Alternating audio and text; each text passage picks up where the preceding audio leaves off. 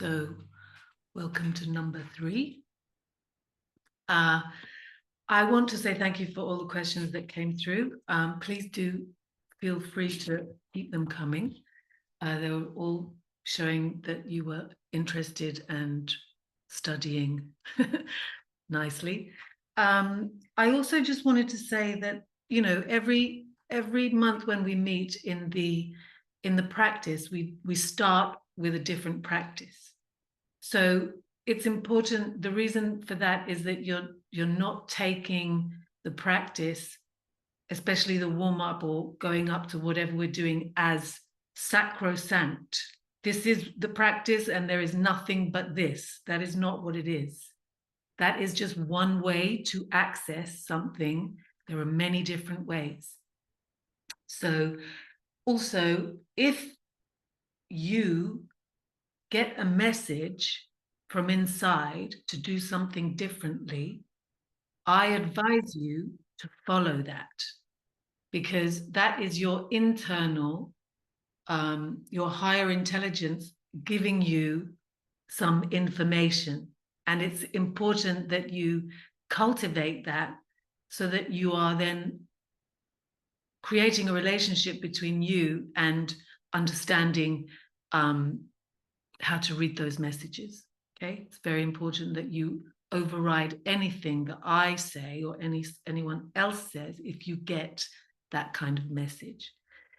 And of course, then you're going to say, well, how am I going to know that that is the right, you know, how do I know that I'm listening to my higher self and not my lower self? Well, if the message is a lazy kind of, oh, let's just, you know, but actually sometimes it might be that you overdo things and the message is to actually back off. So you have to start to read the signs through trial and error. Okay, but you're not going to be able to cultivate it unless you try. Okay, so it's very important that you do that. And it doesn't have to be just in practice. You can then start to get messages and try and follow them in your daily life. Okay, very important. So without further ado, so we got a question. I was planning to talk about Maya and the manifest side of things, but we have to backtrack slightly just because I might have rushed stuff. And yes, last month was very, very packed. So what I'm going to do is I'm going to break down that manifestation process a little bit more. And then next time we'll look at the manifest side of things. So first we still stay unmanifest, okay? So I am going to share my screen. And here is what we begin with. So the word is another word for consciousness. So this was a big thing that came up in the questions. And so I thought it was important to break this down. It also breaks down a little bit more Shiva Shakti, basically. So I have taken some things from the Vedic line and followed it through with the tantric line. So you see overlaps. These traditions the question arises that these traditions were probably running alongside each other, but because one was more dominant, the other side was not actually written down or wasn't actually kept as something that was still prevalent in that time. Okay, so I started with a little bit from the Vedic side, and you can see how this idea of the word stems from quite a way back. Okay, so here we have, this is Padu again, who I used last week. Most of this is Padu. As early as the Rig Veda, which is the first of the 4 Vedic texts, which are seen as that which was, I can't remember the word now, which was revealed. They were revealed texts. rather than that which was remembered. Those texts come later. So as early as the Rig Veda, much emphasis is placed on the significance of the word. It is referred to by various terms, and in several places, it appears as a primordial principle, a creative force bringing forth the universe. So much so that it has been said that the Vedic speculations, as expressed in the hymns, are based upon a kind of primacy of the word. As early as the Rig Veda, the word Brahman refers to a major aspect of the word and holds exalted placement. This is consciousness, okay? The absolute. So this is a hymn to the word. O Brihaspati, that was the first unfoldment of the word when they stirred into action, giving a name to things. This is important. A formulation that from the outset points to a major role of the word, which will be greatly emphasized in Tantrism, that of the placing of names, which is Namadheya, and giving a name in mythic thought, not only in India, is giving being. So things are brought into being by the word, by the utterance of the word. For the word, the name as early as the Rig Veda is the very being of what is named. It is immortal. This is 10.139 of the Rig Veda, where the immortal names of the cows are the cows themselves. Consciousness is considered higher than the word. Hence the sages create the word using thought. Okay, so consciousness, word. That's the order of stuff. That's how important it is. This is from one of the Brahmanas. Prajapati alone was this universe. So Prajapati was an earlier version of Brahma, you know, the creator god. Prajapati, so the Lord of the firstborn. That's Prajapati.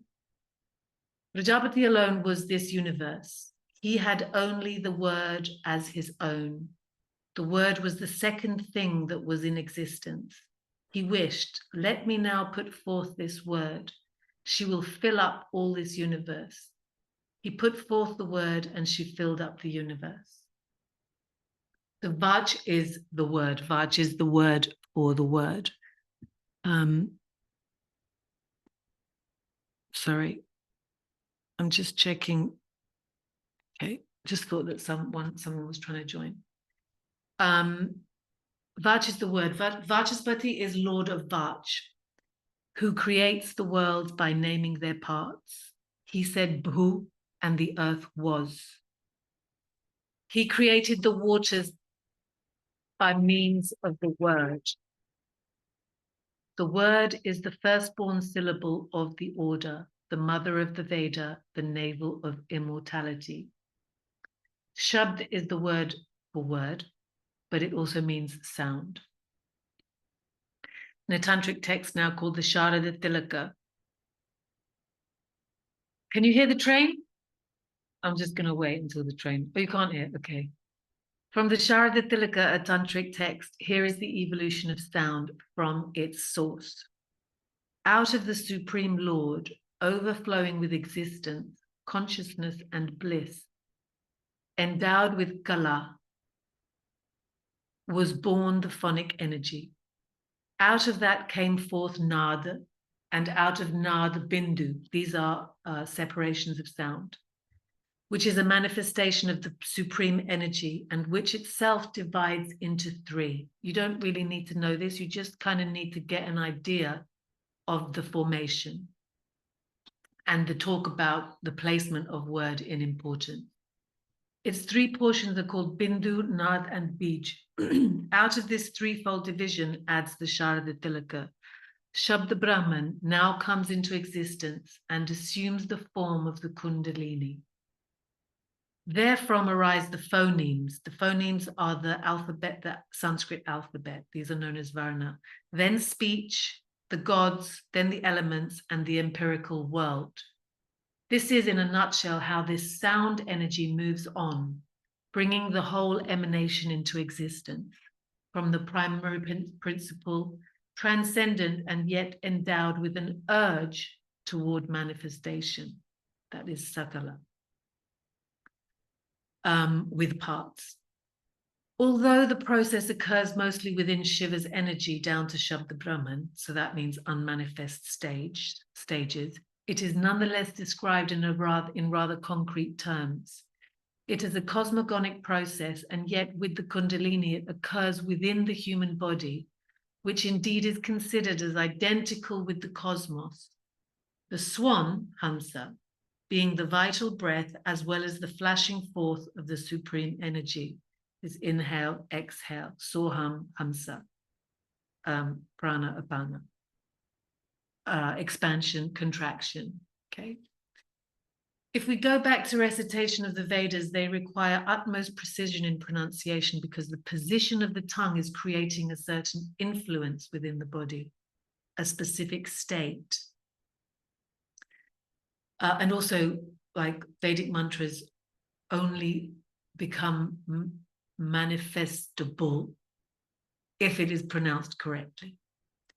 Sound penetrates matter. I don't know if anyone has seen any cymatics where you can see the elements responding to sound vibrations, and they create geometrical forms. Now they have, so in the 70s this started. You can YouTube cymatics, CYMATICS, and you can see them.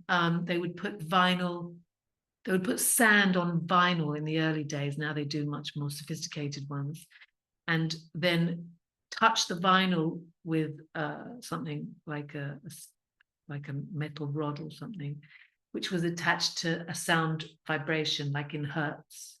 And the sand would move into a geometrical shape, showing how sound, vibration penetrates matter. Not only penetrates matter, but penetrates it in geometric shapes, okay? And what it seems like is that the shape that's created by the sand it's actually the negative space is where the sound is pushing. And the sand is actually sitting in the positive space, okay? So it looks opposite to what you think. The shape that you see is not where the sound is. Something to look out for when you're watching it. So Om is the primordial sound. Akshara means indestructible, and I talked about this last month. Indestructible. Akshara is also the word for vowels, yeah, because they are indestructible. So they are related to Shiva. The hum of the universe is aliveness, is the aliveness of Shakti. In the Chandogya Upanishad, it calls it the basis of the universe. This unmanifest humming sound is the element of consciousness existing in all living creatures. Now we'll move on to Tantra and sound. Foremost among the characteristic features of Tantrism, in all its forms and tendencies, is the material related to speech and its powers. While from Vedic times speech had a divine quality and a central role, the same is even more true in Tantrism, of which all the speculations about the word are based upon the identity established between the latter and the divine energy. This is an energy which in its innermost nature is speech and is acting through speech. Thereby, everything related to articulate sound and language is endowed with an exceptional position and power. Since the energy is all-pervading and since everything springs from it, thus will it be with speech. And since efficacy and power are the main concerns of Tantrism, which seeks to tap and use this energy, speech will permeate everything. Such is the case in ritual, every act of which will be accompanied by formulas, i.e. mantras, and more specifically, syllabic formulas, these are bij sounds, phonic seeds, which will almost entirely supersede the Vedic type mantra. So the Vedic mantras are words, whereas these bij sounds are literally just one syllable. And the reason why they are more potent is because they are they're closer to the source in the emanating paradigm. So words, obviously, as you'll see today, are a little bit further away from the source. So they're more potent. Sometimes endlessly repeated loudly or softly, or only mentally, and which are used for the worship of the deity, for vivifying its image, for identifying the adept with the deity, for purifying him, and so forth. Indeed, such is the power of mantras that they can be, at least theoretically, fully operative outside any ritual performance. The mere enunciation, i.e. uchar, which also means pronunciation, of certain mantras, provided they are duly performed, that is, associated with a spiritual purpose and proper yogic practices, being vach, are likely to impart to the adept the highest knowledge, therefore any power and liberation. It is the same with the magical practices as well as with yoga. So, like, especially, I don't know if anyone has ever done any bij mantras, but what it's saying, if you do repeat one, what you find is that the bij is not what holds the power. What holds the power is what shows itself in the repetition of the bij mantra. So if you repeat this bij mantra, over time, what will be shown to you is another word. And it is that word which is the power, okay? And that's not given, that you find it. You're not given that. All mantras being phonic aspects of the universal energy, they correspond to specific levels of consciousness, and therefore also to specific stages or planes of the cosmic process. To assimilate a mantra means therefore reaching this plane, both on the human and the cosmic level.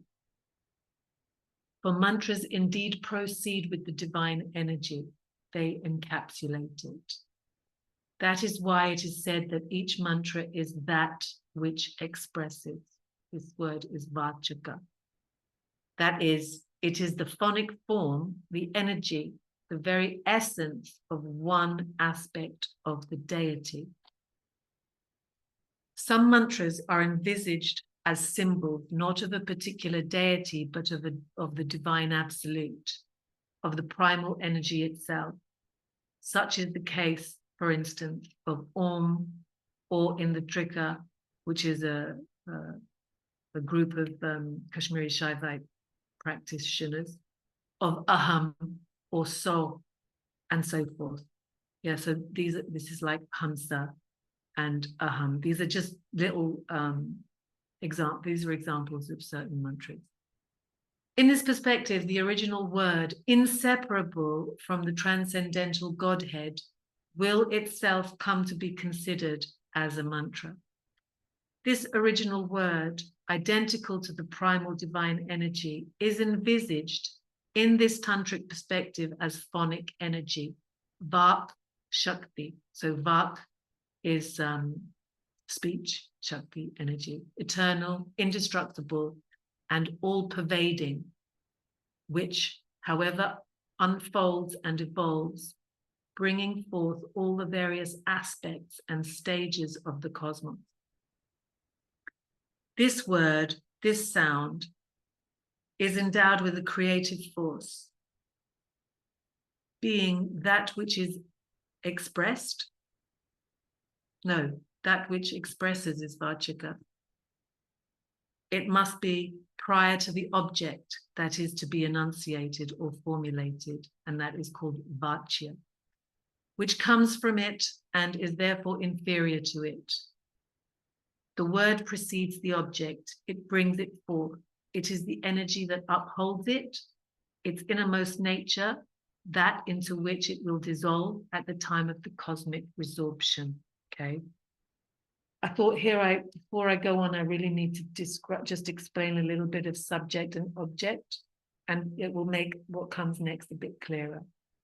So we've already talked about that which expresses and that which is expressed. So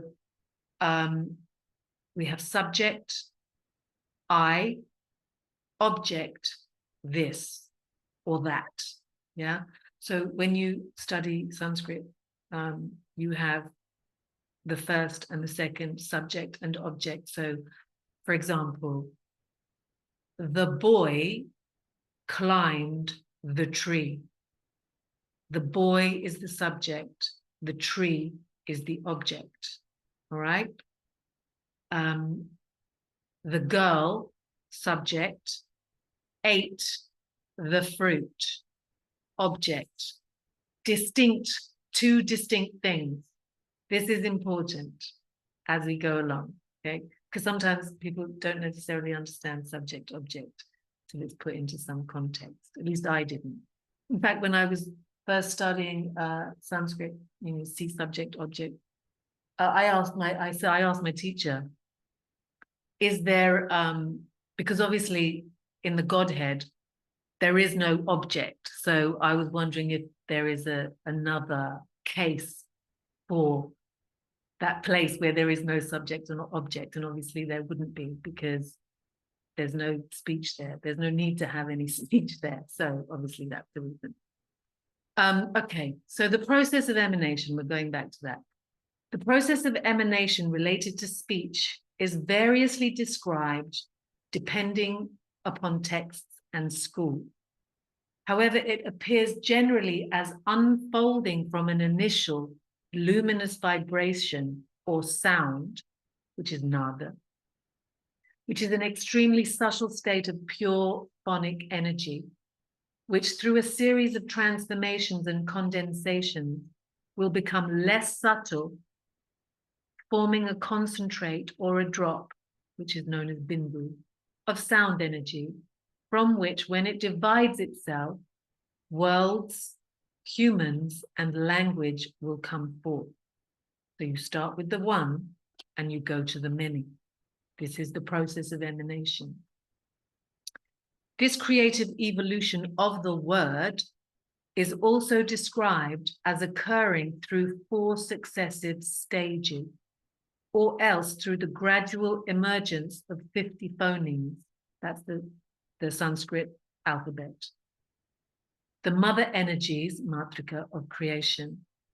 All this, of course, being valid both on the cosmic and on the human level, and animated with a double movement, i.e., outward emanation, converting itself into a movement of return back to the source. Okay, so you have life and that which is dissolving, which you can't really say is death, because at least for the tantrics, that is the path of liberation. So that is not death. It is just the return to the source. Okay.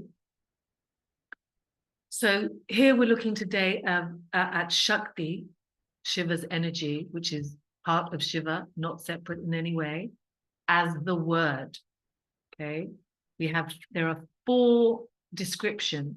The first one is not a stage, okay, because it's the primal. Then the next 3 are stages. So we have para, pashyanti, madhyama, and vaikari. And we'll look at these in a little bit of detail, just to build the picture for you. So para is the primordial uncreated word, the essence of the highest reality, i.e. consciousness, ever present and all pervasive, identical with luminous pure consciousness, which is Chit, which is the ultimate reality. She is conceived as a luminous throbbing, Spurata, which is the throb of pure consciousness and also the whole cosmic manifestation, shining and existing within her. Remember what consciousness is. It is Prakash, which is illuminating. It's actually self-illuminating, and Vimarsh, if you remember, that which is aware of itself. At this stage, she contains all the future stages, undifferentiatedly. All the stages, the word or speech, and all the phonemes which will be produced to form the universe. So potential, the word full of potential of what is to come. Anything that can be made manifest has to first exist here. And the analogy that they use is the peacock and the feathers are already existent within the egg. All this first unfolds within Shiva. So this is all unmanifest. The word is basically energy which creates the cosmos. Stage one. So stage one is Pashyanti. This is the moment of cognition. So what you're seeing here, don't forget, it's cosmic, but also on an individual level. So the moment of cognition, that means that it's a mental, psychological, but also on a cosmological level. The wish to know, but not yet knowing. It's very ambiguous still. It is the stage between complete indifference and the commencement of differentiation, spelled wrongly, differentiation. So this is known as supreme, non-supreme, yeah, because it's still supreme, but it's coming towards non-supreme. The first word is usually always the most important. So this. I is still the most important. Subject is important. Object is very vague still. So they coincide. Ahanta and Idanta. Ahanta, I, from Aham, and Idanta, this. Here, Aham still prevails, the beginning of obfuscation. So now this Prakash, this brilliant self-luminous, is starting in order to manifest, because it has the desire to manifest, is starting to be obfuscated, which is a restriction of original freedom. Yeah. Because the Godhead is autonomous, completely and utterly, Swatantriya. It is the first vibration, a movement towards manifestation, towards object or notion, hardly separated, though, from the supreme word. This stage is devoid of all thought construct of the pursued goal. So even like if we take these little hints, when you start to become when you start to be less and less affected by thought constructs, you become more and more free. Yeah, you're getting closer to that autonomous state of the divine. So that's Pashyanti, known as cognition. It has the desire to manifest, or the will. Madhyama means middle.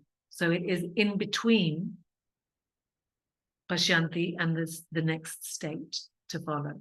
This is intermediate stage, stage 2. Resting in and arising from the previous. Division in Pashyanti was just a desire. Here now it is achieved. So the division has occurred in this Madhyama stage. The phonemes, the words, the sentences are present. Here we have the division of expressing and expressed. Yeah. So now there is a division. Objectivity is born. That is idanta, this. Here the mind is at an analytical stage, its own awareness of speech, and becomes aware of a differentiation between signs and what they refer to. It's still not a gross manifestation, as just a mental construct on an individual level, and on a cosmic level, an awareness of the expressed, yet remains covered by subjectivity. It's non-empirical nature. Sounds exist, but are not yet articulated. So I don't know if you've had a higher state and you get to this Madhyama stage, what you will experience is you will still experience that there is I and this, the separation between the two. But this, like, for example, people on a train and yourself, you will know that there are entities on the train, but they will be shadow forms, because all the awareness is still on I. So this, the other, is apparent, but it's not so apparent that it has corporeal form. That means that you can't distinguish the characters of anything that's out there. That's why there will be just shadows, where you can't see that person is wearing a blue shirt. None of that is yet important, because all the energy is still on the I, even though there's a separation already. Okay, so then we have the final stage. This is called Vaikari. This is the corporeal stage. So from a Sanskrit point of view, for those who are interested, this word comes from vikara. So ka is the bij for space, and ve is the vriddhi form, so a morphed form of the root vid, which is the opposite. So here we have the opposite of space, which means quite solid. Yeah, so now this is manifest form. Differentiation has occurred and is now fully manifested. The limited world of objectivity. Okay, everything produced, phonemes, words, sentences, breaths, organs of phonation, and places of articulation. It has now become solid. Yeah. Everything is according to the will of the person who speaks. As breath touches the places of articulation, the corporeal word appears. Still, however, connected to the previous stages, and on a deeper level is identical to and inseparable from them. This means that everything is Shiva. Yeah. This stage consists of all that is to be expressed, that is Vachya, such as gross images, representations of conceptual thought, material objects forming the manifested universe, which word brings into existence. That which is perceivable to the ear is Vaikari. It is manifest. So Vaikari is the completion of the emanation process. Yeah, that's the 4 stages. Well, 3 stages plus the para, which is not considered a stage. So if we look at, some of you may know these terms, Sadashiva, Ishvara, and Shuddha Vidya. They are tattvas, okay? So we can put this in that we can categorize them as such. So Pashyanti, the first stage after the very, very first non-stage, is the power of will. So Shiva has 3 Shakti, is known to have 3 Shakti, which do the work of the manifestation. The first one is will, it is Ichha, and the Tattva is Sadashiva. Madhyama, that middle stage, is the power of cognition, which is Jnana. These are Ishvara and Shuddha Vidya Tattvas. Then we have Vaikari, which is the power of action, Kriya. And this is already within Maya, because now she has they are all under her play. Okay. So consciousness is all pervasive. Hence, all is in all, just a difference. It's just a difference in aesthetics, attraction, and levels of subtlety.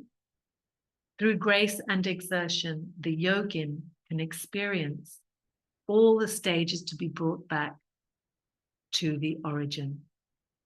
Now, obviously, this is just one of many different ways of viewing the emanation, and we will again, perhaps, it's a bit more dense, but yeah, we'll have a look. But the whole alphabet has a science of its emanation. Okay, that's quite interesting. Let's see. Anyway, so I've written down here the Siddha Siddhanta Paddhati, which is an interesting text. If anyone has it, it has a really, really in-depth, good 6 pages of charts of the emanation. So this is just 4 stages of the emanation, but from the para, or the manifest ultimate reality, down to the manifestation of the universe, you have 6 pages. So very, very, very subtle degrees of emanation. And if you're interested, you can get that there. There's also another text called I've forgotten it right now. I spoke about it last month and I can't remember it. So there's a commentary by Jayabir Singh. The Pratyabhigya Hridaya, that's it. I think, let me write that down. Actually, let me stop sharing and I'll write it in the chat.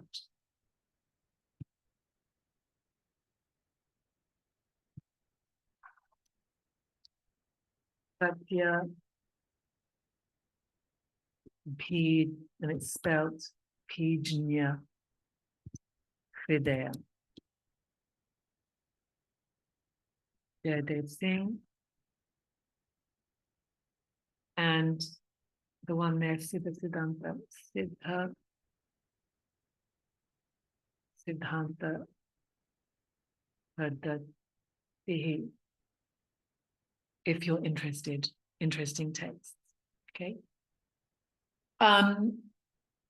So that's what I wanted to talk about today. I just wanted to build a little bit more of that emanation picture, because you have the emanation, but as I said, the path of liberation is the way back. So a little bit down the line, we will look at that. But first, we have to come this way, and then we will go back that way, okay? So I wanted to talk a bit less today than last time, but make it a little bit less dense. But if there are any questions, please feel free to ask.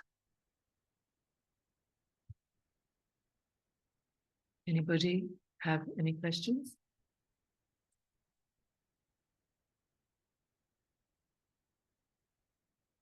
No? No, maybe they come and you'll send them to me, that's fine.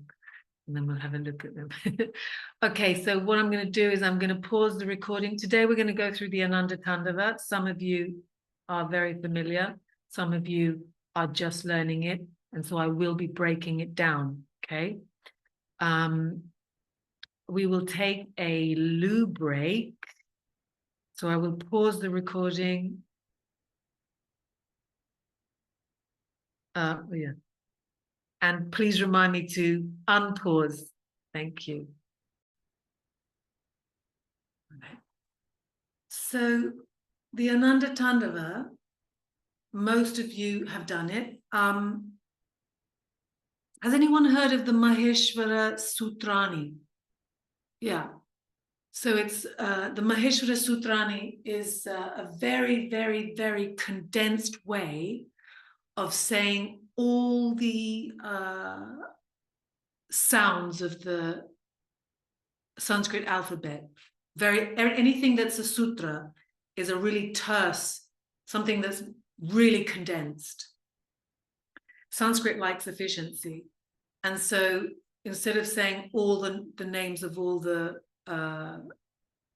alphabet, it says it in such a short amount of time. So that's a sutra. So the Maheshwara Sutrani is basically expressing all the sounds of that. And it is said that Shiva, Maheshwara is Shiva. Maheshwara is with his Damaru, as he does this, the sounds, the Maheshwara Sutrani came out of his drum. The drum is the symbol of manifestation, the emanation, okay? If you don't know what a damaru is, it's like an hourglass-shaped drum, yeah? It can be this size, so you've got two heads coming out like this, and attached to the center is a string with a round thing at the end, which bangs on each side. And as you do this, it bangs on each side. If you go to Benares, you will see that they sometimes have big ones, like huge damarus. And they bang them in a nice rhythm down the street. So anyway, that's the sign, that's the symbol of the emanation. So I thought before we actually stand and do this, I'll give you the symbols that we can make the hand gestures, yeah, and then put them together. So the first one is the Damaru. We hold it in the right hand only. So you pull the middle fingers in, and you have the the little finger and the index finger. So the thumb is grabbing those middle fingers, and you hold it facing your ear. The hand will go a little bit behind. The elbow is bent. So it's not like this, it's not like this. It's a little bit away from the body. So there's space in the armpit. And the palm side faces your ear, your right ear. Then you have the dissolution of the universe, which is the flames. This is always in the left hand. And this is made like this. So you see how the fingers, the flame faces upwards, the flames are upright. So you must be careful that you don't aim the flames at your ear, but you aim them upwards, okay? So it's like your palm is facing upwards, your fingers are making the flames of the fire, okay? Same position with the arm. It's not here, it's not like this, it's not like this. Upwards and like so. It doesn't matter exactly, but it's just not this, okay? Left hand only. Then we have the two other arm movements. These switch arms, okay? The front two arms switch. So we have Abhaya Mudra, which is like so. Fear not position. The no fear mudra, okay? Now, you want to be careful because it's not this, it's not that. It is firm, but not rigid. It's not, it's not like this. It's firm. the elbow, the wrist moves forward. So you have this action.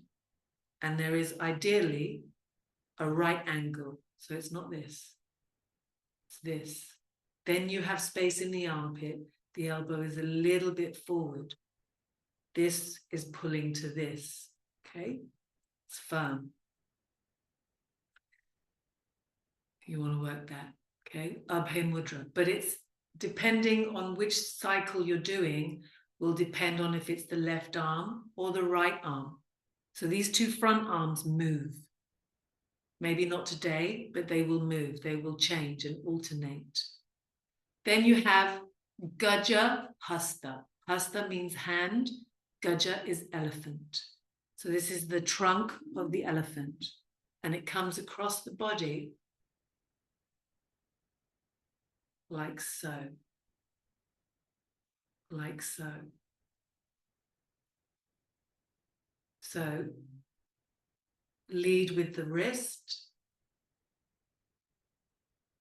This is also firm, but not rigid. You know, it's not coming up here. It is moving from the elbow. And this is leading. Yeah? So in order to make this lead, this is pulling in. Okay?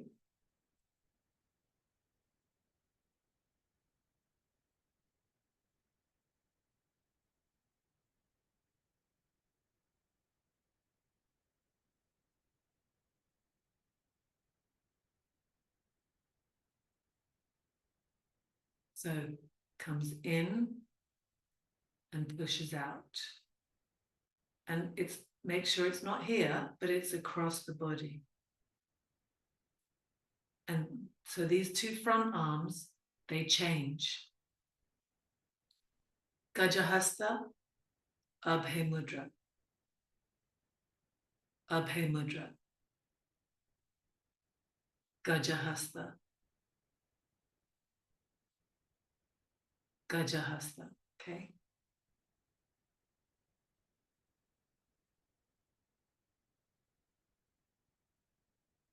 Yeah. Okay. Across the body. The legs, I mean, I will do it when we stand up, but I thought it's just good to get this a little bit of, get it in there a bit. So the legs.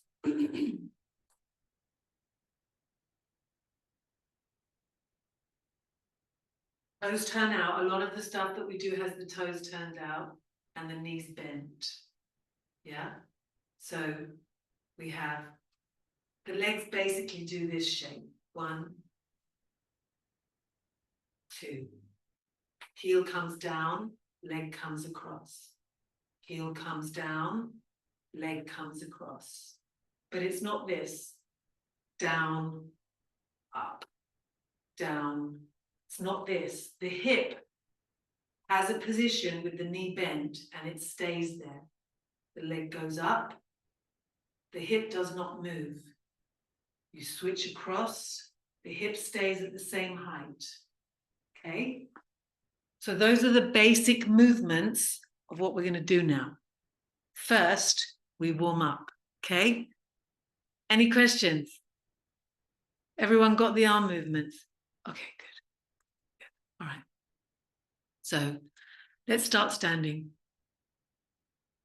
Just go through the warm-ups, standing warm-ups.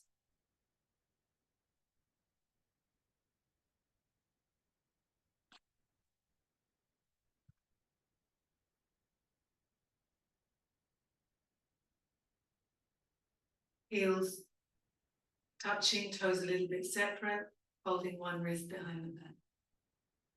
So already you have to build this position so you're not collapsed. You find the position of the hip directly over the heels. Find the position of the shoulders directly over the hips.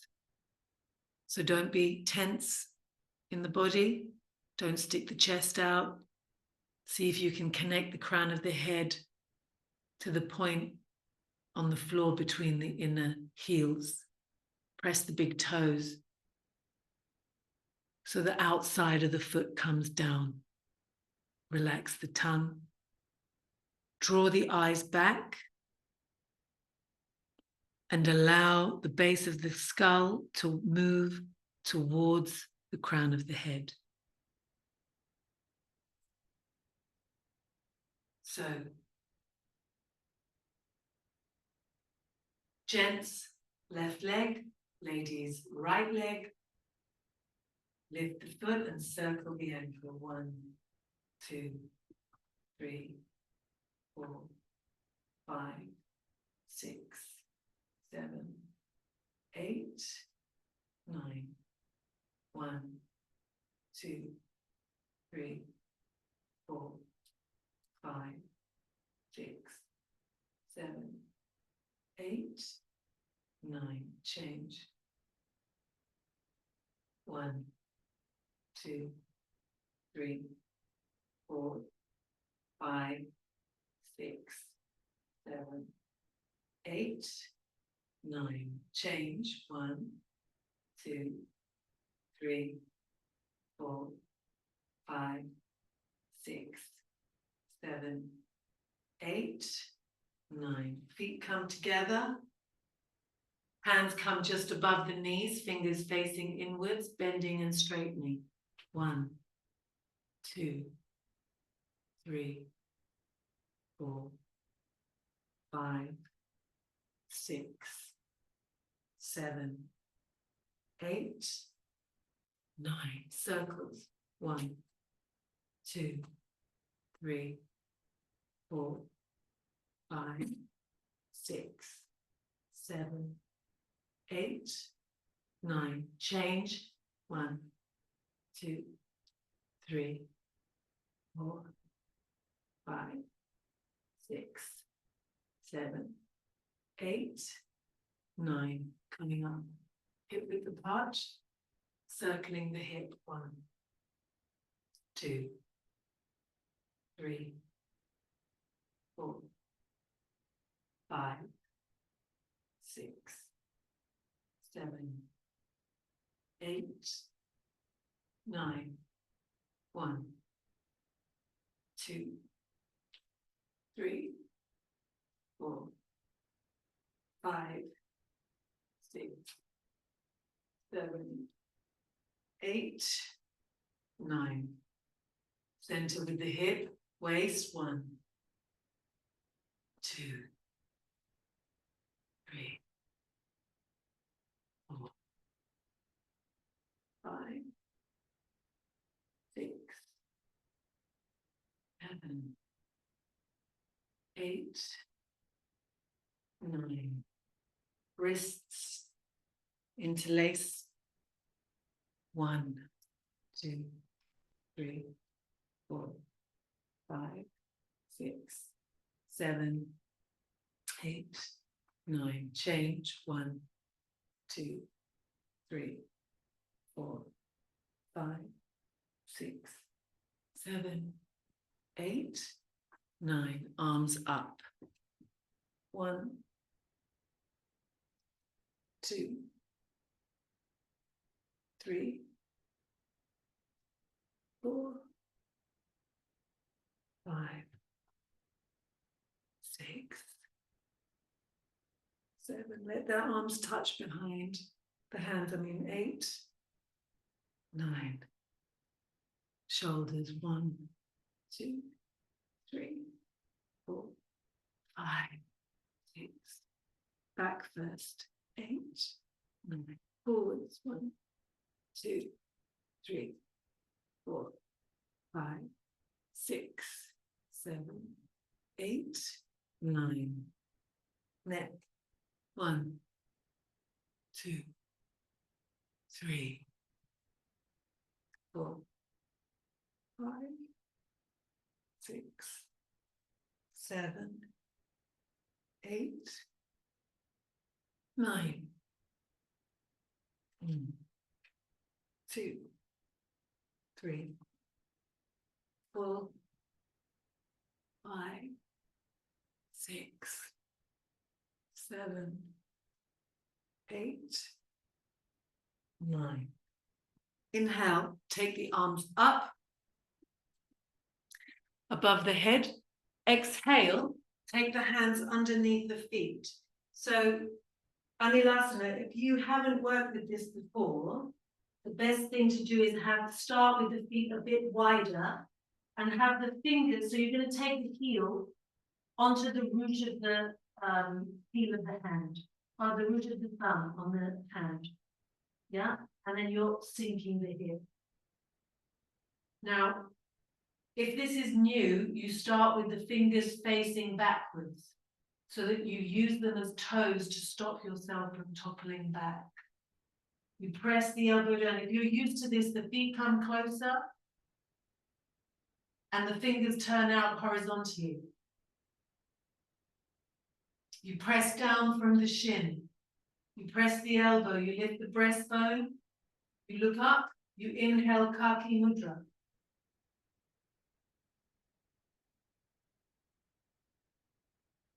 Head neutral. Exhale.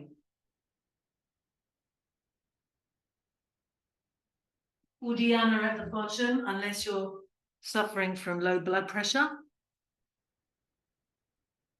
Look up. Inhale Kaki Mudra. Take the breath down to the base. Press down in the hands. Neutral with the head. Exhale. Make sure the shins are pressing. Last one, Uddiyana at the end. Look up. Suck the breath in. Inhale.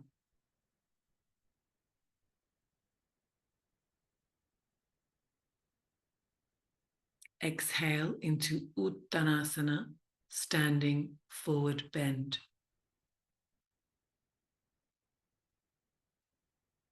Straighten the legs if you can. Press the elbow down into the palm so that the navel draws in. Have the shoulders away from the ears. Palms together. Inhale. Coming up. Release the hands. Exhale. So I'd like to go through some, just as the warm-up, I just want you to practice a little bit with your Samasuchi and Kurma squat, okay? So you had that you had Samasuchi in the first one, Kurma squat in the second one. So now in this third one, you just have a go at them both, all right? For those who need a visual, I'll show you one of each, and then I want to watch, okay? So you start now. Okay, we're going to work it with just the hands facing forward.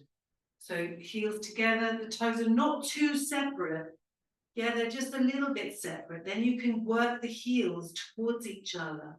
The arms are parallel to the floor.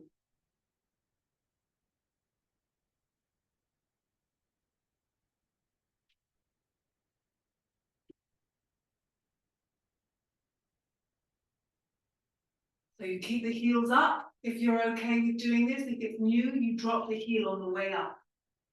Okay, so heel is either up or down. This is the down version. Okay, so let's just have a look at that. Let's just have a look at that, see how we go. Now, watch the knee drop.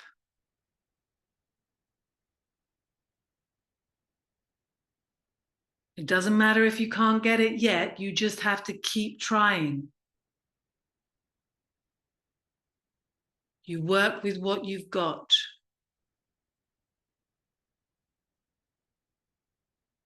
You, Andrea, keep the heels together. It will help balance you. I am, yeah.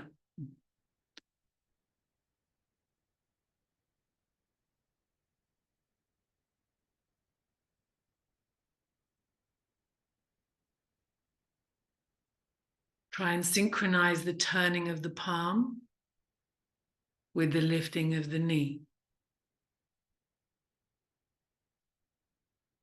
And then try and soften the transitions so there's no wobbliness. no bouncing of the knee down.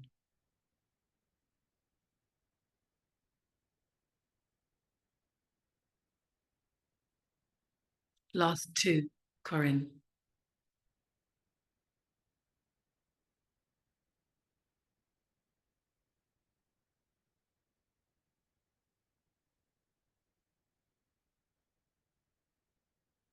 So remember, it's all, you just have to keep doing it. When I first started, I had really huge bruises on my knees, black, round ones. So just keep going. And then Uttanasana when you're finished.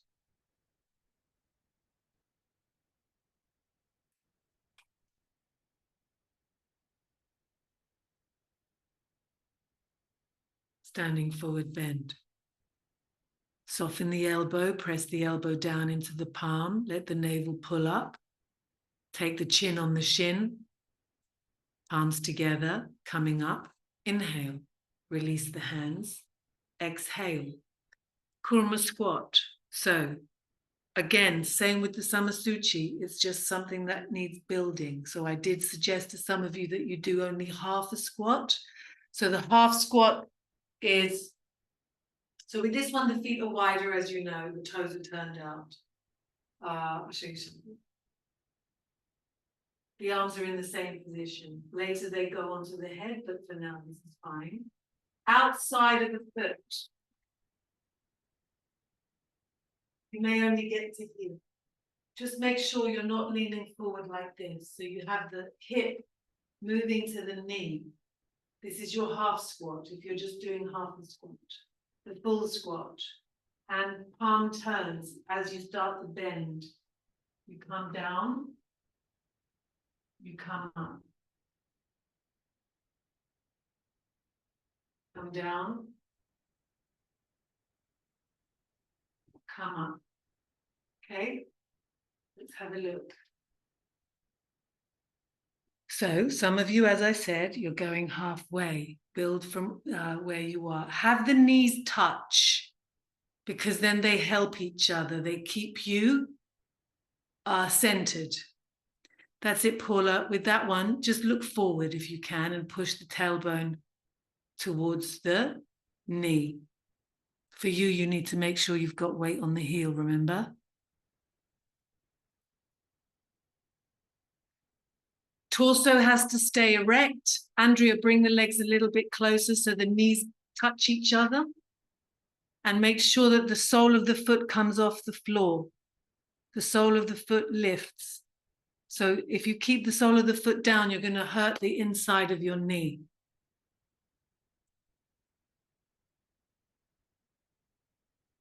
So inside of, yes, that's better.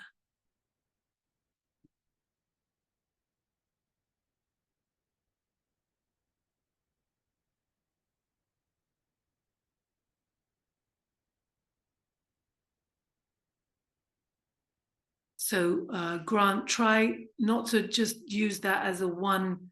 Don't put the foot down and then lift. Try and make the movement simultaneous. The foot is moving and the body is lifting. Okay. Yeah, that's better. Okay, last three, everyone. Try and keep the torso erect. Barbara, slow down a little bit.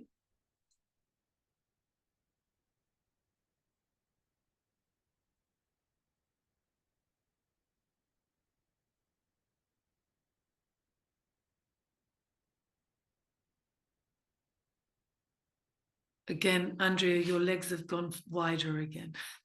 Closer with the legs. Yeah. Once you finish, you go into Uttanasana and wait for everyone there.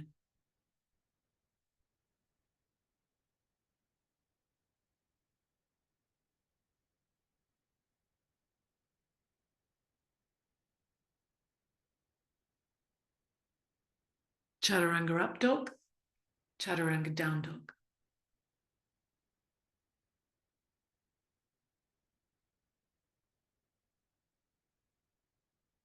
Okay, we do one Surya Namaskar, right foot forward, Ardha Bhujangasana. Right foot is slightly turned out. The knee is over the line of the foot. Pause and move the knees away from each other so the hip drops more. Imagine the knees, the back and the front knee are moving in opposite directions. The hip will sink. Pivot on the ball of the right foot and do a forward bend over the left leg. Move across. One breath, head back. Pivot, Barbara, slow down. Forward bend, move across. Ardha Bhujanga, right leg is forward. Chaturanga up dog. Chaturanga down dog.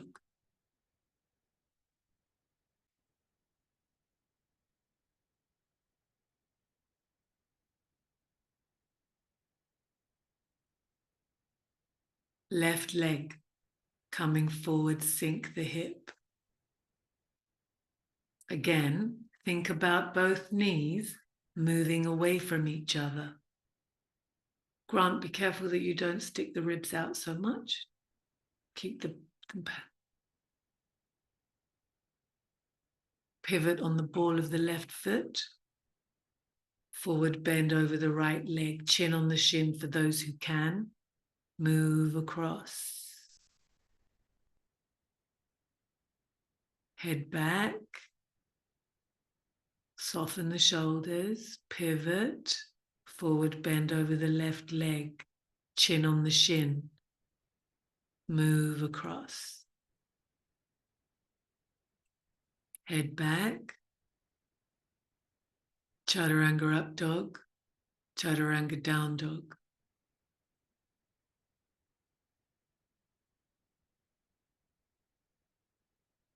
Exhale fully. Step or jump the feet forward. Look up, inhale. Exhale, head in. Palms together. Inhale, come up to standing. Exhale, release the hands. We just build the standing one leg before we start with the Ananda Tandava. So, heels together, toes wide. Bend the knees. Shoulders over hips, over heels. Ears over the shoulders. Padma Mudra.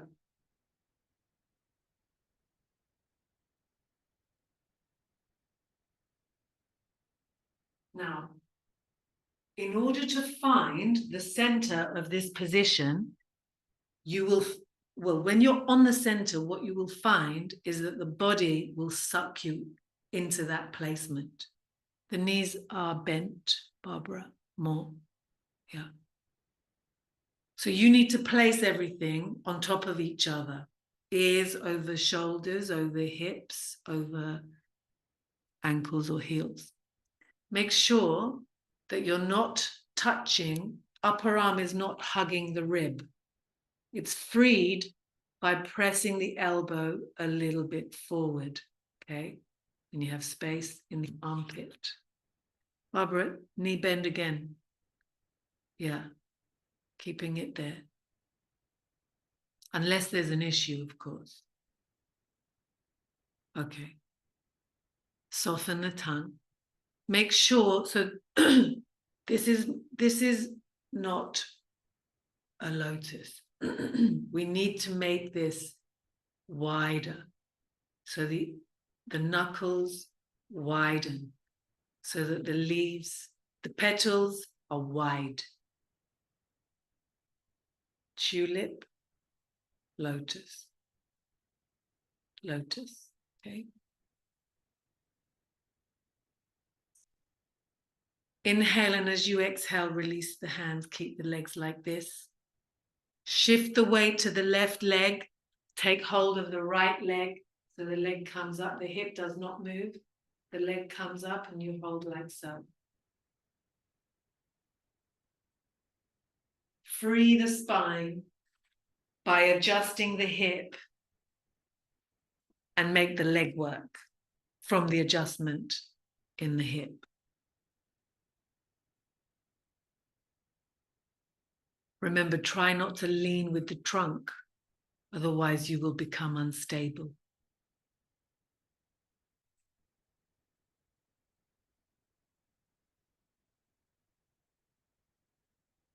Those who can, straighten the leg.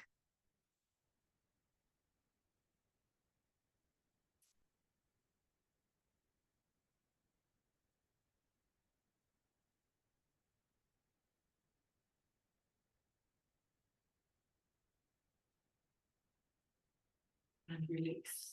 Keep the hip down, shift, bring the leg up. So the leg moves, not the trunk. Settle into it.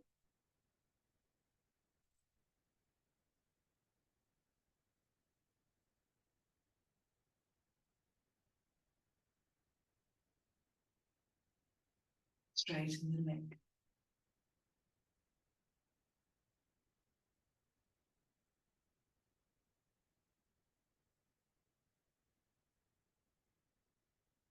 From here, some of you will go into Ardha Bhujangasana, which you have, in fact, just all go into Ardha Bhujanga.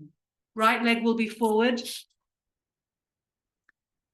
Now, for those who need to stay here, you stay here. Those who can, move into Hanumanasana. So the Hanuman that we're doing, and I'm just going to show this because this was a question.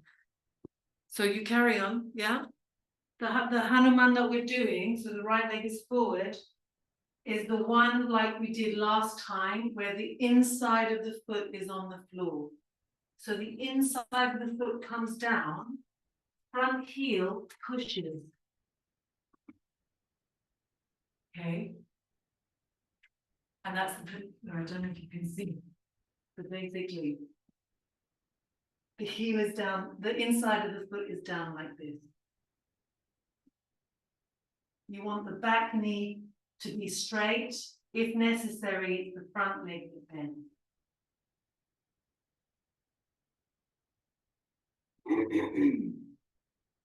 Some of you are staying in Ardha Bhujanga. Some of you are moving into Ardha Hanumanasana.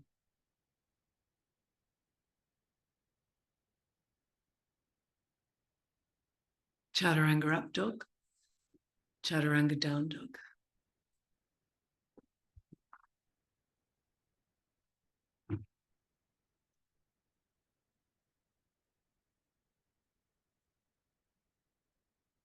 Left leg coming forward. Sink. Those who need to stay here, you stay here. Those who can, press the front heel. Take the inside of the back foot to the floor and move into Hanumanasana.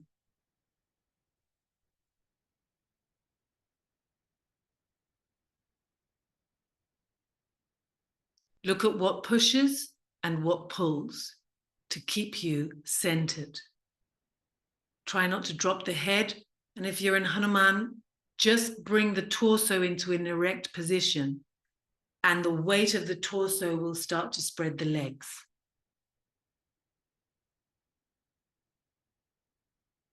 Work the front heel away from you so that the top of that front foot is pulling towards you.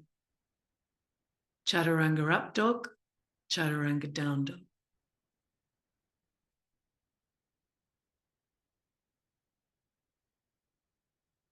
Exhale fully, step or jump forward, come into Uttanasana, palms together, inhale, coming up. So we will now do the Ananda Tandava, and I'll show it from a couple of angles just because it will make it a bit easier. Those who know how to do this, you can do it with me. You don't have to watch because you've done it many, many times. But those who need some clarification, You watch. So let's just see. You're just going to have to unmute yourself and tell me if you need to see if you need to see more. Like, so first I'll show you my feet, okay? Because the position, otherwise I go far away. So the feet are about 1 foot's distance. Your body is your best measuring stick. The toes are turned out and you bend into Vaishaka. The first part is where you come into vertical loop palms. I can't remember if we did this last month. So this is the first position. And we move the arms up, right one up, right one down. Inhaling, exhaling. When you move the arms, you want to try and use the wrist. Wrist. So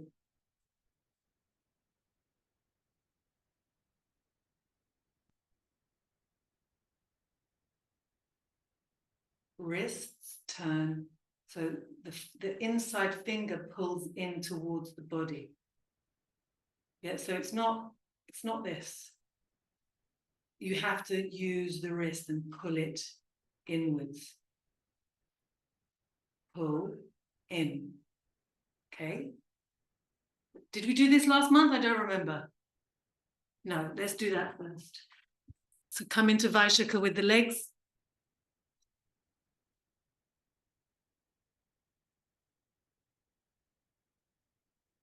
So remember, you need the knee to always follow the line of the foot. We want to do this by making sure that the outside of the foot is in contact with the floor. Then you'll know that the knee will follow. If the inside of the foot starts to collapse, then the knee will follow, okay? Vertical loop palms, right hand below left. So here what you're looking for is that the palms are facing each other. Then there is a connection between them as they move. You'll feel this connection. You need to be, you can keep the elbow a little bit wide. It helps to keep the shoulder down. So the movement I was saying is this. The part of the hand closest to the body is coming towards the body. This one up this way and the other one that way. Okay? So on the inhale, you move them the other way. Inhale, left hand comes down. Inhale, left hand down. Right hand is up now. Arti, change the arms. Yeah. Exhale, switch. Right hand down. Left arm up. Barbara, a little bit more firm with that hand. Hand. So the palm has to be facing up because it's facing the top hand. Switch on the exhale. Sorry, on the inhale. Yeah, inhale, right hand up. Exhale, right hand down. Wrist action. Wrist action. Grant, be careful of the chest. Just, I'm not sure, can you just go sideways a little bit so I can see you sideways? Yeah. Inhale, switch, right hand up. Connect the palms. Make sure your bottom hand is facing the top palm. Exhale, switch.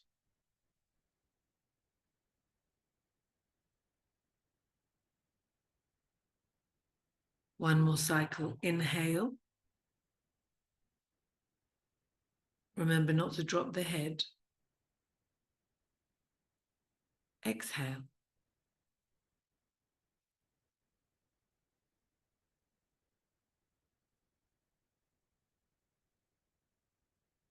So, in this position now, your right hand should be below.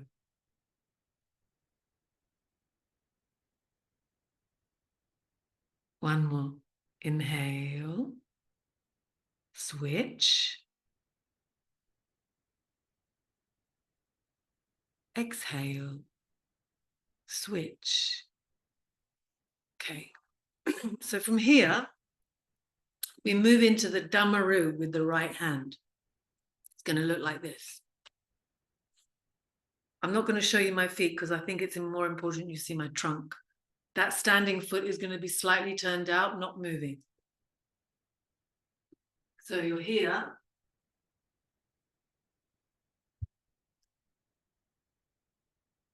My feet are in the same position that we just built. You've done your inhale and your exhale. Now, left foot is going to move, but the trunk must not lose its verticality. So as I move now, my right hand goes into the Dhammaru, and my left hand comes into Gajahasta. I'll show you from the other side. Okay. So you're in your Vaishaka. Inhale, move across. Exhale into position. Now this hand, if you need to just see this hand. So it's like it's as if you're moving it in the vertical loop palm. Yeah, you've done your vertical loops. And then the bottom hand, the right hand becomes the Dhammaru, but the left hand does a kind of vertical loop. So it kind of begins the vertical, yeah, vertical loop. And then it comes across, comes in, and then comes out into the Gajahasta. Okay? Let's just see that. Yeah, Arti. You know, when you bring your right hand over, at what point do you form the Dhammaru when it's completely up, right? No, once it's completely up, it needs to be in position. Oh, so it's moving and forming in rhythm, like so. So as it comes out from here, it comes across. By the time it gets here, you're already starting to make a shape. Yeah. So right foot will be down, left foot is across, because the Dhammaru is in the right hand only. It is being sounded in the right ear. You got your vertical loop palms, swipe the left leg across. Gajahasta in the left hand. Barbara, you okay? All right. Some of you can repeat. Those who need to watch, repeat. Also, very important, don't look at the hands. If you look at the hands, you're going to wobble. The head, the trunk, they stay vertical. They do not move. Yeah? So, okay, the legs you know, show you up here. Which bit? Let's see. Oh, actually, I'll try and move back and you tell me if you can't see very well. So you're in your vertical loop. The right hand is about to move and I move with it. Yeah? As I move, there's a synchronized, everything is moving in unison. Leg moves, arm moves.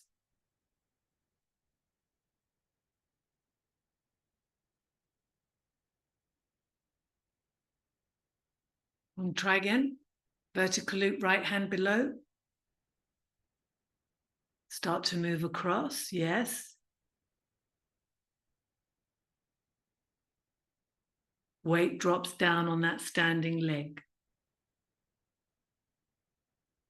Okay. I'll show you the next one and then we put it together. Remember, don't let the torso turn too much towards the leg. Okay, so from here,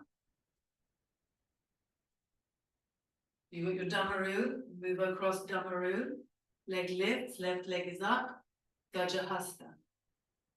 Now, I'm going to step my left foot down, heel first. My arms synchronize.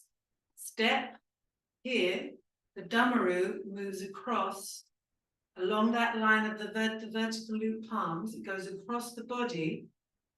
Other arm sort of follows, comes into the flame, and then the right hand comes into Abhay Mudra. I show you sideways. Let me see. I'll show you a few sideways positions. I'll start from here. Damaru side, arm comes across, leg lifts. Arms, leg, heel first.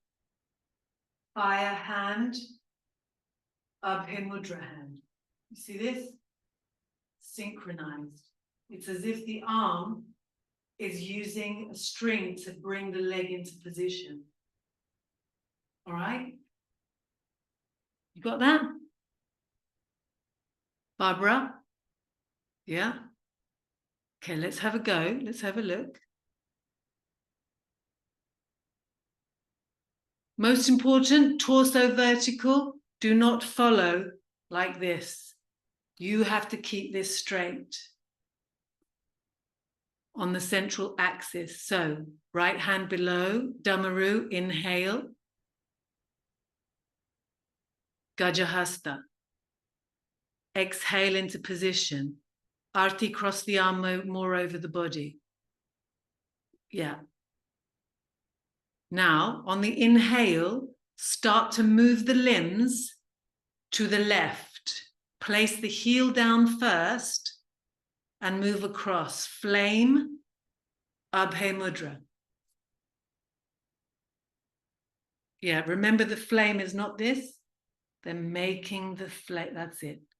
Okay, we do it together. You can watch or you can do. All right? I stand back a bit so you can maybe see a bit more. Let's do the vertical loop palms. Let's just do it once. Okay. Right hand down. Inhale. Right hand above. Remember to move the side of the hand closest to the body towards the body. Exhale, right hand below. On the inhale, we're moving to the right. Right foot stays, torso leans across without losing its verticality. Left leg swipes. Left hand moves into the Gajahasta. Right hand is in Damaru, looking straight ahead. Swipe the wrists. Take the left heel to the floor, move across. Left hand goes back into the flame. Right hand comes into Abhay Mudra. Now, what I suppose I should have showed you also is this. As you move, the arms move with you. So they sort of, this is your Damaru. Now I'm going to swipe. This is how you leave the Damaru and go to the other side. So this Damaru side hand, I'll show you from here. So you hear Damaru. Flick of the wrist. Flick. This left hand comes in. Right hand swipes. And then comes in. So from Damaru, right hand swipes, comes in, Abhay Mudra. Okay. Got that? Okay, let's have a look. It's going to take repetitions. You just catch what you can. Andrea, sorry, did you say something? Yeah, where's like the thumb in this one? Can you say that again? Yeah, in this one, where's the thumb? The thumb is touching just here inside there like that. Thank you. Okay. Don't look down. So we start vertical loop palm, right hand underneath, move to the right, Damaru, inhale, Damaru in the right, Gajahasta in the left. looking straight ahead. Don't follow the movement of the arm. Swipe, move across, flame, Abhay Mudra, which means your right leg is now up with the flame behind you, yeah? Step the right foot, heel first, and step the right foot, heel first, move across. Left leg lifts, Gajahasta across the body with the left arm, Damaru in the right. Inhale, swipe the arms, left heel comes down first. Move across, left leg lifts. Look at your flame. Arti, take the hand a little bit behind, bend the elbow more. Abhay Mudra is firm, vertical with the palms. Swipe. Step the right heel. Move across. Okay. Just pause there. Let's just focus on the arm alone, just so that you get the transitions. So I'm going to be low on the ground so you can see the movements. So you can be in Samasuchi. We just do the arms. Okay. So I'll show you from here. So you're here. I'll do one vertical loop. Inhale.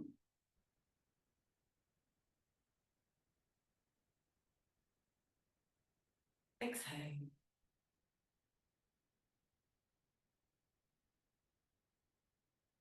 Inhale, the right hand comes out, the left one sort of starts to make the vertical loop palm, then it comes in and moves out. I'll do that again. Comes across, it's as if it's about to do the vertical loop, yeah? So it kind of comes round into a vertical loop and then makes the Gajahasta. Do that again. So this one sort of swipes out because it's not going to come back up. But this one, the left one, does the movement. Comes in, moves out.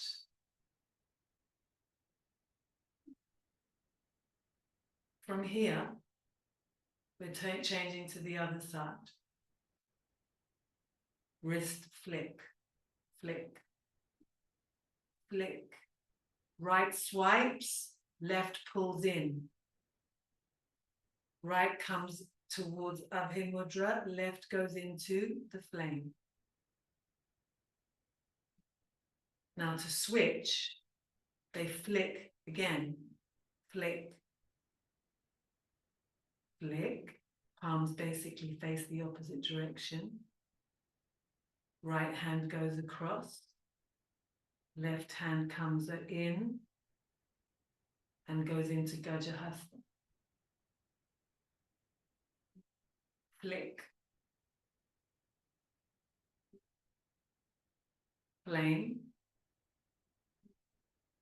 Abhay Mudra. So let's do one hand at a time for those who are struggling, okay? We'll break it down one hand at a time. Paula, you don't have to sit in that position. Do what you need to do with that knee. Okay, so first one is the Damaru. The Damaru is going from the right ear into Abhay Mudra. So you flick, first of all, the wrist flicks so that the hand faces the other direction. It swipes and it just literally comes in. Again, Damaru. Flick the palm the other way, swipe the arm, Abhay Mudra. Once more. Damaru. Flick, palm faces the other way, swipe, bring it in. Thumb. Thumb. Okay. Now, what should we do next? Okay, so from here, we do the Gajahasta. Gajahasta is going to come. So imagine this hand is doing this, going into the Damaru. Focus on the left hand. Left hand goes round as if it's doing a vertical loop, and then it goes out.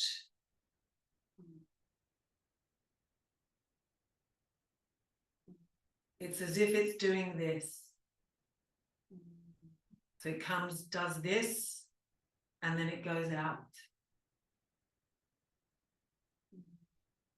Again, left hand first does the switch in the vertical loop palm, and then goes out into Gajahasta. Once more. Gajahasta from vertical loop. Okay. These are those two sides. This is the right side for now. From here, we are moving into, on the left side, the flame and Abhay Mudra. So we have to move this one out of the way. This one is going to be, so we do the flame first. The hand comes in and goes across. Okay.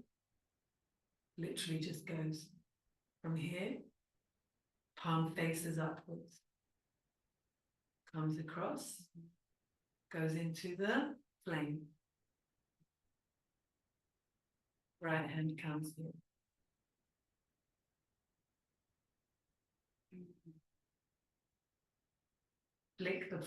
Flick the wrists.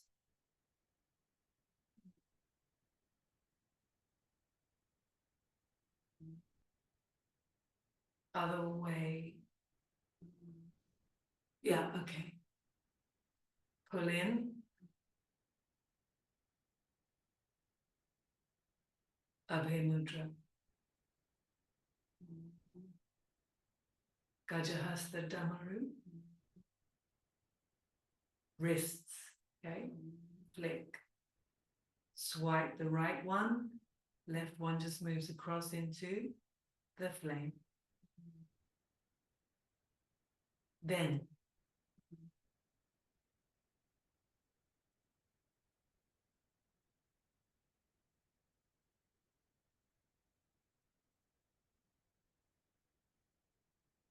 I've never really done it with this. I have to just make sure that I'm doing it correctly now.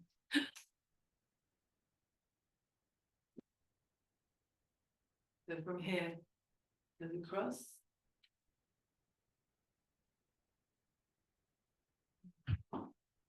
Show you from this side. Sorry.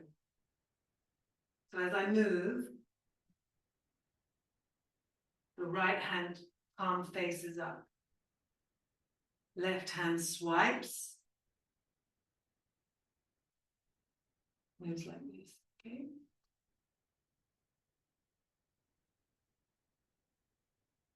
Right leg takes the weight, palm comes across. It's going to do this.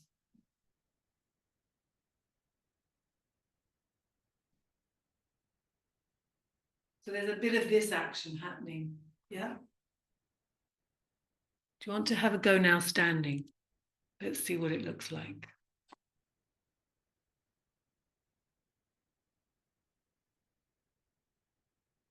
Vaishaka. Heels are separate. Feet are separate. Bit more separate, Barbara. Yeah.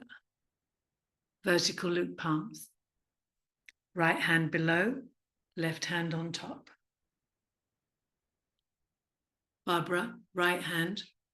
Energy of the right hand is not going to touch the left because they're not facing each other. Yeah. Inhale, switch, wrist action. Vertical loop palms only. Exhale, vertical loop palms. Exhale, right hand below.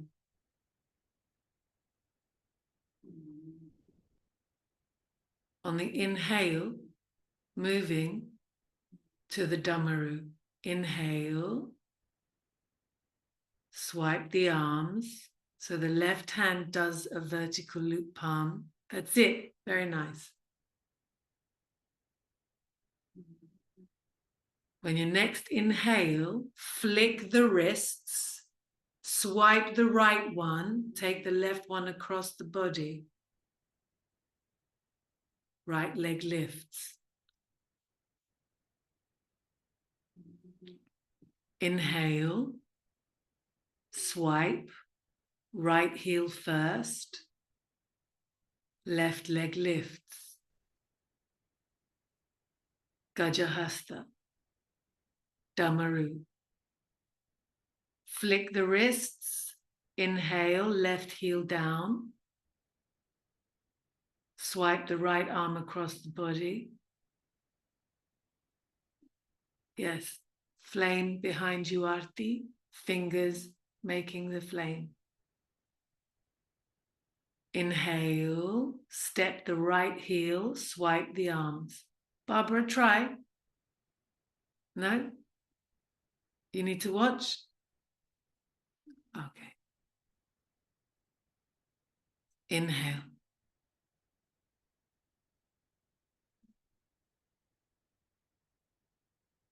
Exhale. Try and get a right angle in the Abhay Mudra. Barbara, you can just do the arms if you need, if that's okay.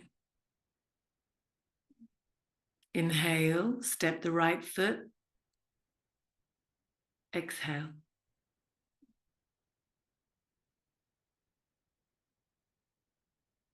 Inhale, step the left. Exhale.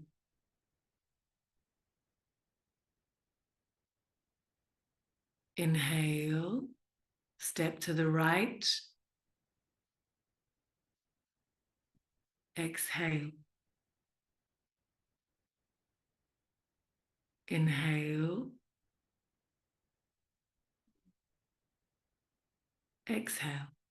Make sure the standing leg does not straighten. Last two on either side. Inhale. Make sure that the torso does not wobble. Exhale. Try not to lean with the arms. Inhale. Tongue relaxed. Jaw relaxed. Andrea, remember, don't turn the torso towards the backhand. Inhale. So you have to look, if you have a tendency of moving, you have to look at what needs work. Where is there a rigidity? Look at the navel region. Inhale to the left. Exhale into position. Step the feet wide. Prasarita Padottanasana. Feet face forwards. Those who can, take the torso between the legs. Make sure that the knees do not collapse inwards. We will be working on the Ananda Tandava in Tuesday's class if you want to come. Arti, make sure your feet face forward, so the knees face forward. Outsides of the feet press down. Big toe pressing. Elbows point to the back wall.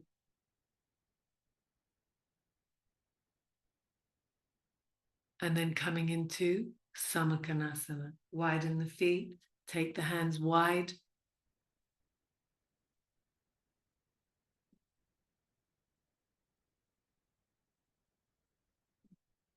That's it, arms wide, so the arms are on the floor mimicking the legs.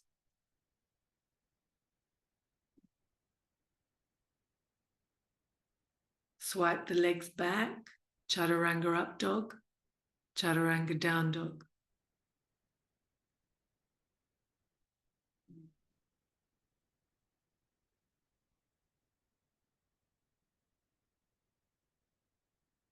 Exhale fully. Swing the legs through, Dandasana to Paschimottanasana. Grab the big toes. Make sure that the legs are active. So you grab the big toes and before coming forward, lean back. So you straighten the arms by leaning back. Look up, Let the back of the head drop onto C7. Let that drop down into the base. Inhale with the navel back. Exhale, come forward. No pulling. If the toes are not accessible, you hold the shins. Now build it from the leg. So move the sitting bones and the heels away from each other. Press the heels down.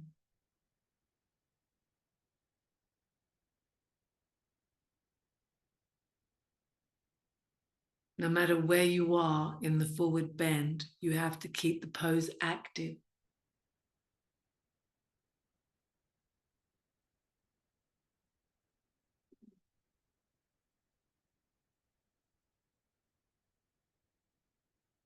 Soften the shoulders, Andrea, and the elbows.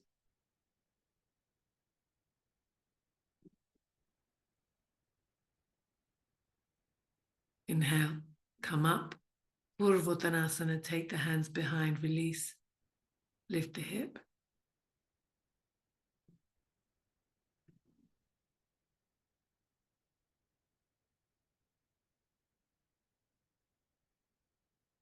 Exhale, come down.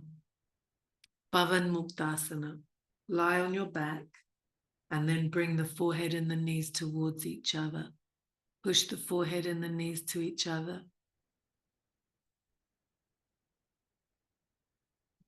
Hug the knees into the forehead without using the arms, even though the arms are there. And then release. Scrape the feet, come into Shavasana. Soften the eyes.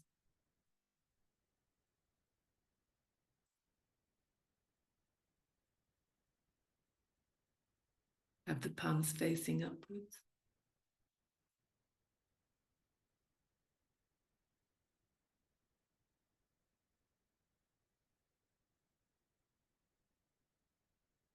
And now, as the name implies, start to dissolve the individual self into the absolute.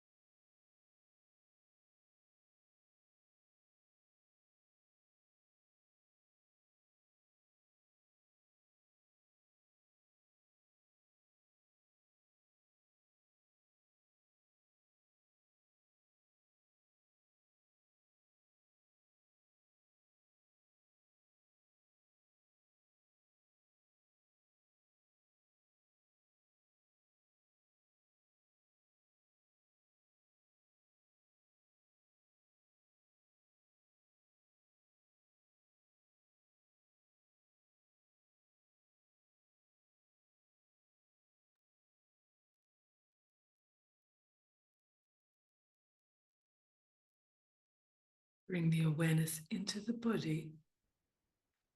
Take a thin, long breath in and to the peripheries.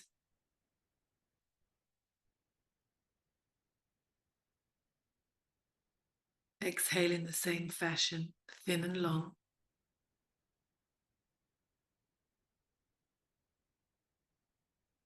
And roll over to the right side. Rest on the upper arm of the right arm, on the upper right arm with the head.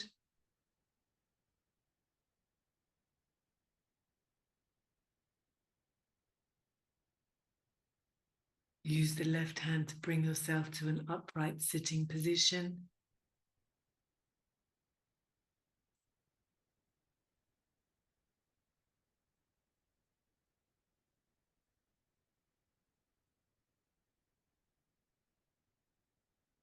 Let the eyelids cover the eyeballs softly.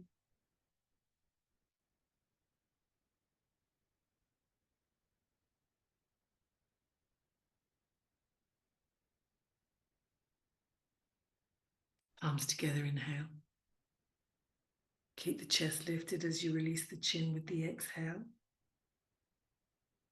Let the eyes open and adjust gently and release. So you will have the recording to use to practice. If you have any questions, please do let me know. We can look at them next month. Just a few announcements. I am at the end of this course, I'm looking to hold something live for everyone and it will be where I live here in the UK, just down the road, seeing as it's now the English Riviera by the looks of things. So that will be in sort of like around May time. If anyone's interested, do get in touch. Will be for about a week. Also, I will be in India in February, and there have been some people that have requested some live teaching there. And as some of you know, I will be in Benares for a 1-week course. So some of us will travel together by train to Calcutta, and the teaching will probably be held in Calcutta. The dates for the Calcutta part of the trip are not yet fixed. But also, again, be in touch if you are interested, and I will put your dates in the equation. Okay, so see you next month. Have a good one. See some of you in class next week. Bye.